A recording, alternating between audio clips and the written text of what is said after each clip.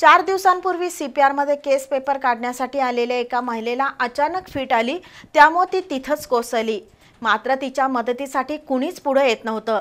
त्यावेळी CPR police चौकीत कार्यरत असलेल्या सुधीर हेगडे पाटील या पोलीस कर्मचाऱ्यानं तात्काळ त्या महिलेला उचलून CPR मधील अपघात विभागात दाखल केलं।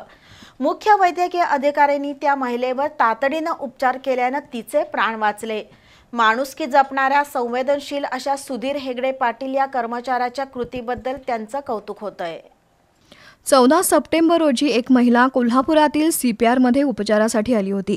केस पेपर काढण्यासाठी रुग्णालयाच्या आवारात गर्दीतच ती उभी होती। दरम्यान अचानक तिला चक्कर आल्याने ती तिथंच कोसळली। अशावेळी त्या महिलेच्या मदतीसाठी गर्दीतील कुणीही आलं नाही, त्यामुळे ती महिला तशीच पडून होती। दरम्यान लक्ष्मीपुरी पोलीस ठाण्याचे हवालदार सुधीर हेगडे पाटील हे CPR चौकीमध्ये ड्युटी बजावत होते। त्यांना याविषयी माहिती मिळताच ते धावतच रुग्णालयाबाहेर आले। त्यांनी त्या महिलेला उचलून अपघात विभागात दाखल केलं आणि मुख्य वैद्यकीय अधिकाऱ्यांना सांगितलं। डॉक्टरांनी तिच्यावर तातडीने उपचार केल्यामुळे काही वेळातच ती महिला शुद्धीवर आली।